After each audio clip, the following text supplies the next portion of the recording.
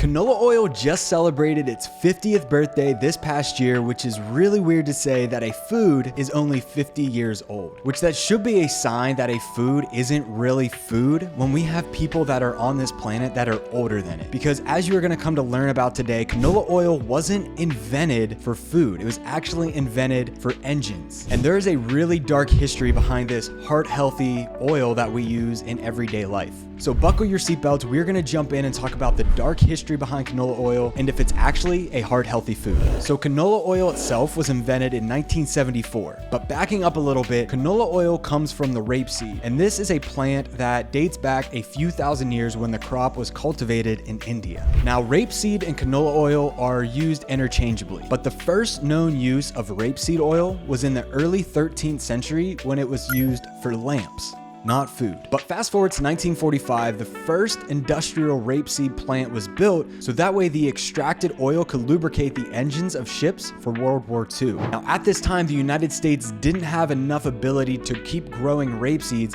so they had to outsource it to different countries, and one of those companies was Canada. The United States government asked Canada if they could grow more of this crop for them so they could lubricate the engines of their ships. But as you could imagine, when the war came to an end in 1945, pretty much the use of this oil subsided. It stopped altogether. And by 1950, the use of steam power had all but been converted to diesel. So the need for the crop really tended to disappear. However, Canada was still growing a ton of rapeseed crop, which is about 143,000 acres of this crop, and they were bringing in a lot of money, so they still needed a way for money to come in for them to utilize this crop. So throughout the next couple of decades, Canada worked on a way to develop this engine lubricant into an edible oil like other popular seed oils at the time, like corn, soybean, safflower, and cottonseed oils. However, this rapeseed oil was trickier to process into an edible oil than other seed oils for the sole reason that it is highly toxic. Rapeseed oil is high in an acid called urusic acid, and this is toxic in even the most minuscule amounts. Urusic acid in small, consistent quantities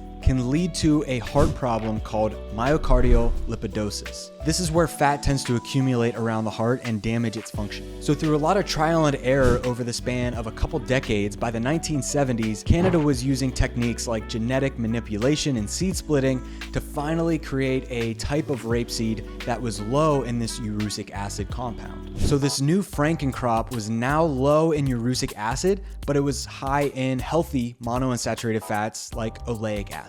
This is the same type of fatty acid that's abundant in olive oil. So in 1974, canola oil was first produced, and canola oil stands for Canadian Oil Low Acid. And then by 1978, the name canola oil was trademarked by the Rapeseed Association of Canada, RAC, but later this name was licensed by the Canadian Canola Council. So rapeseed oil was this engine lubricant that had to undergo a lot of processing and genetic manipulation and seed splitting to turn this crop into somewhat of an edible oil that just means you consume it without getting doused with all this toxic urusic acid. How did this engine lubricant work its way into our food supply? So as you can imagine, the Canadian government had a pretty difficult time trying to get this newly invented oil into the American food supply, for the sole reason that the United States Food and Drug Administration never granted canola oil GRAS status. This is generally regarded as safe. Now, this is just a rumor, but it has been reported that the Canadian government paid the American government $50 million at that time in 1978 to be given GRAS status. So when canola oil was given GRAS status, there was no limits on how it could be in the food supply. So by the 1990s, it was in the food supply worldwide. And as of 2023, Canada now has more than 22 million acres of this genetically modified rapeseed, and most of it is heavily sprayed with pesticides. So in the 1950s, Canada had 143,000 acres of rapeseed crop that they were growing for engine lubricant, but now by 2023, they had over 22 million acres of this newly invented canola crop that was solely used for our food. Well, in 2006, canola oil got the Heart Healthy stamp of approval from the American Heart Association. The Heart Healthy stamp of approval is on a lot of different foods inside the grocery store. You'll walk up and down any aisle and you'll see the Heart Healthy logo, but as we'll come to learn, this is not all it's cracked up to be. It's quite interesting to note that canola oil is probably the most most ultra processed food that we have in our food supply today because it's not naturally oily.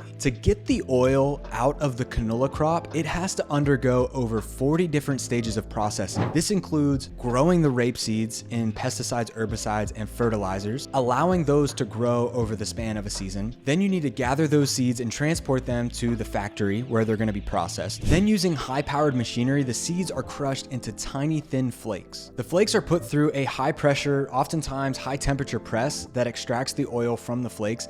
It takes roughly 3 pounds of canola seed just to make 1 tablespoon of canola oil. But to extract even more oil out of it now, the process of extracting this somewhat edible oil out of these seeds creates a canola cake is what it's called. And this canola cake is then put through a chemical bath which often uses hexane and other harsh chemicals to wash this canola cake to extract even more oil out of it. At this point, it's still not an edible oil. It would smell rancid, it would smell disgusting. Our senses would tell us that this is not an edible oil to eat, that this is highly rancid. So from this point, the canola oil needs to undergo bleaching and deodorizing to remove this rancid smell. And finally, after all that, now it's time to be bottled. Majority of the time, it's going to be bottled in light plastic containers, which is just going to sit on store shelves for weeks or even months at a time. Then it's going to go to your kitchen where it's going to sit for even a longer amount of time. And because it's in clear plastic, the light and the heat and air at times is going to oxidize this oil even further, because these fatty acids that are inside canola oil are highly susceptible to oxidation. And it doesn't matter if it's a healthy monounsaturated fat or healthy polyunsaturated fats, when these oils are sitting in plastic containers being exposed to light, air, and heat, this is creating a lot of oxidation. And not only are we consuming this oxidized oil in many different foods, or even just in a jug itself, cooking vegetables and meat, but it also further oxidizes inside of our body. It might lower cholesterol, it might lower LDL, but it's very often oxidizing any of that cholesterol we do have, which has been shown to be one of the true culprits behind a lot of these chronic health issues that we're facing. So I asked the question, is this heavily engineered engine lubricant actually healthy for humans? Even though it has the heart healthy stamp of approval, and a lot of health experts say that this is a healthy fat that we should be consuming to have a healthy heart and to avoid a lot of the saturated animal fats, a lot of the early evidence done on canola oil actually found the opposite, that this is a highly toxic. There was a series of studies from 1978 to 2000 that universally found that the consumption of canola oil led to heart problems, a decrease in blood count and size. It caused vitamin E deficiency, which vitamin E is an antioxidant vitamin that is really important in preventing oxidation from occurring. Not only is this a problem because the oil is already oxidized by the time we go to consume it, but it's also creating more oxidation in our bodies, as I just talked about, which is further depleting our bodies of antioxidant vitamins. Antioxidant vitamins like C and E, as well as your body's master antioxidant glutathione. And these series of studies also found that canola oil made cell membranes more rigid, leading to premature death from all causes. And maybe most notably in these series of studies, canola oil led to stunted growth and development. What's really interesting to note is that these same series of studies also found that saturated fats like cocoa butter and animal fats, tallow, butter, lard, and ghee, when these saturated fats were added to a canola oil heavy diet, these problems that I just mentioned were greatly reduced.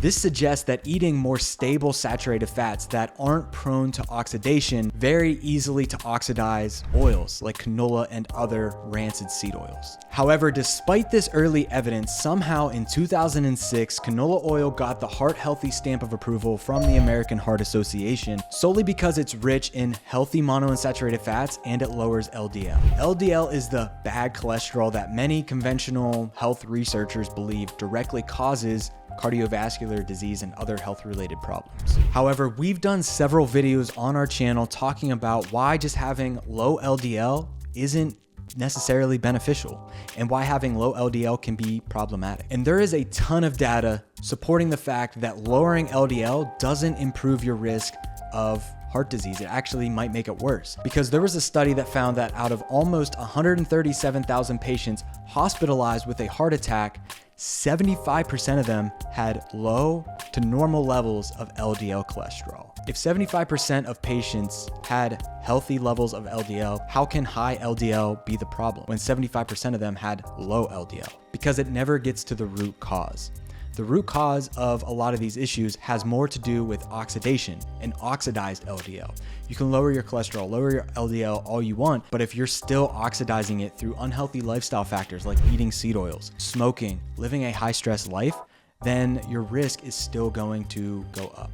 So is canola oil healthy? Well, over the past couple decades, the amount of research on canola oil has skyrocketed. And many researchers often cite easily to manipulate observational data that can really only show an association. These meta-analyses, studies of studies that show that canola oil is maybe beneficial and that your risk of heart disease and other chronic diseases goes down, it does find that when people consume more canola oil as a part of their diet, they have beneficial health outcomes. But again, association is not causation. These types of studies use food history questionnaires, and they ask people to report what they've eaten over the span of a few days, maybe a few months, or longer. And observational data is easily influenced by what's called the healthy and unhealthy user bias. Because the narrative over the past 70 to 80 years has been that seed oils are healthy, animal fats are bad, people that typically eat more seed oils like canola, corn, cottonseed are also probably doing other healthy lifestyle factors, like eating a primarily whole food based diet. They're probably not getting their seed oils in ultra processed foods. They're probably moving their bodies a little bit more, not high stress, prioritizing their sleep and stress management practices. And on the flip side, the people that don't care about their health that much are probably going out and eating meat and other saturated animal fats from fast food burgers. They're probably drinking alcohol, maybe smoking, maybe not moving their bodies. And that's why observational studies aren't entirely reliable. They can only show an association. So this epidemiology, this observational data that shows that canola oil might have a beneficial outcome when people consume it, is it the canola oil that's beneficial, that's helping them be healthier? Or is it all these other lifestyle factors that could be going along with it? That's not something that these studies can account for. However, there are many issues backed by science that make canola oil an issue, other than what we just talked about being easily to oxidize. And despite the absurd way that canola oil is ultra processed, when canola oil is heated to high temperatures, both in processing to get it into the bottle and then heating it when we are cooking it in our kitchen, it creates considerable amounts of trans fats. Not to mention, canola oil is full of one fatty acid in particular called linoleic acid that in excessive amounts long-term can wreak havoc inside the human body. Linoleic acid, because we can't detoxify it that well, it builds up in our system and it tends to break down into a lot of volatile compounds called oxidized linoleic acid metabolites, or oxalums. And these toxins are known to be associated and causal of many different health conditions like neurological disorders, obesity, cardiovascular disease, and more. We did an entire breakdown of seed oils and all these issues that I just listed and why they are not beneficial to consume in the long term. If you want to check out some of those videos, just check out some of the links that I have listed in the description below. So I'd love to hear your thoughts below. Do you think canola oil is a food, or should it have stayed as an engine lubricant? Let me know your thoughts in the comment section below, and send this video out to somebody that you know thinks seed oils are healthy, and I'll talk to you next time.